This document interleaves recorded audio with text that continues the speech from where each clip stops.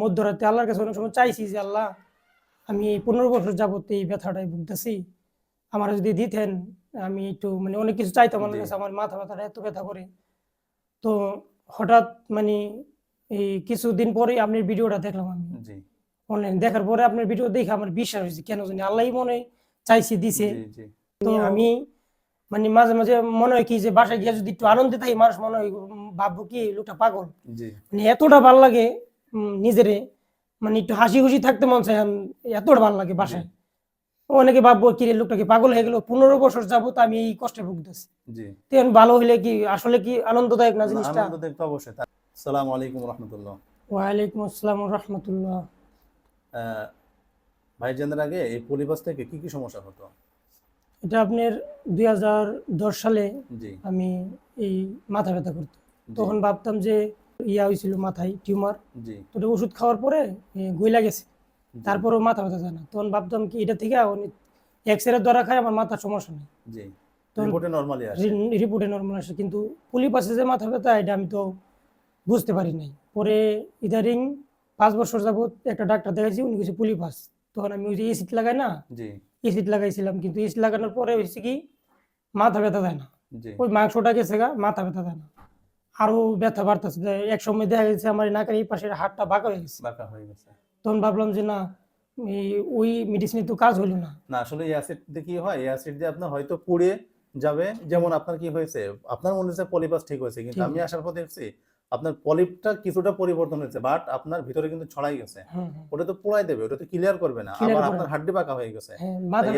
কি হয়, এই অ্যাসিড দিয়ে চিকিৎসা নিলে সাময়িক একটু ভালো মনে হলেও তারপরে আরো আপনার আপনার টার্বিনেটে ছড়াই দেবে, পলিপটে ছড়াই দেবে, টিএনএস এর সমস্যা হবে, হাড্ডি বাঁকা হবে। যেমন আপনার কিন্তু আরো আগে থেকে ব্যথা কিন্তু বেড়ে গেছে। জি, তারপর পরে আমি ভাবলাম যে অনলাইনে অনেক ভিডিও দেখি, বিশ্বাস হয় না। তো আমি মধ্যরাতে আল্লাহর কাছে অনেক সময় চাইছি যে আল্লাহ, আমি 15 বছর যাবত এই ব্যথাটাই ভুগতেছি, আমার যদি দিতেন। আমি একটু অনেক কিছু চাইতাম আল্লাহর কাছে, আমার মাথা ব্যথাটা এত ব্যথা করে।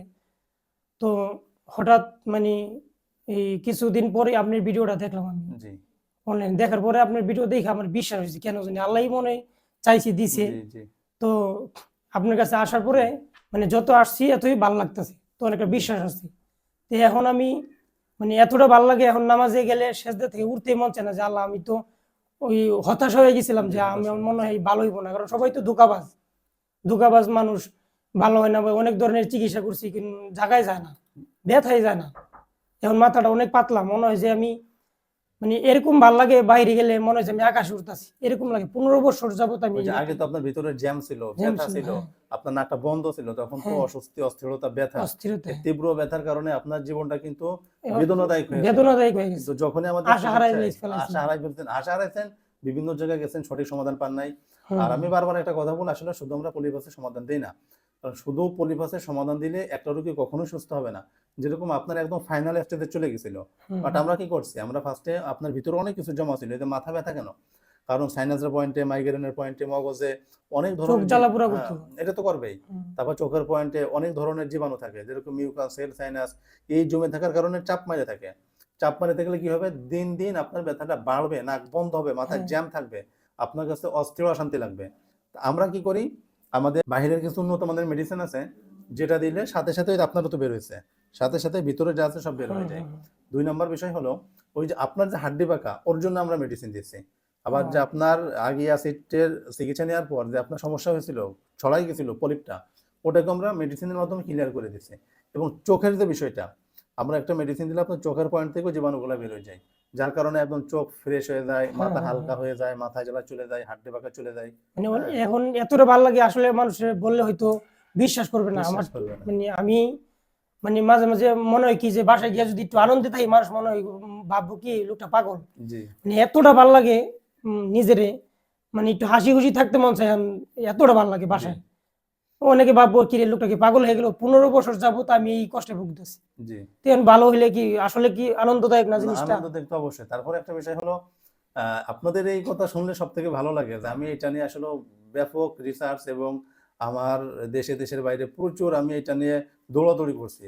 হ্যাঁ, যে আসলে কি সমাধান দিলে পুরোপুরি এই যে ঠান্ডা থেকে, হাসির থেকে, কাশির থেকে, নাক বন্ধ থেকে, পলিপাস থেকে, এজমা থেকে পরিপূর্ণ একটা সমাধান পাবেন। তো এটা আলহামদুলিল্লাহ আমার মনে হয় যে আমরা এখন যে চিকিৎসাটা দেই এটা পুরোপুরি একটা সমাধান।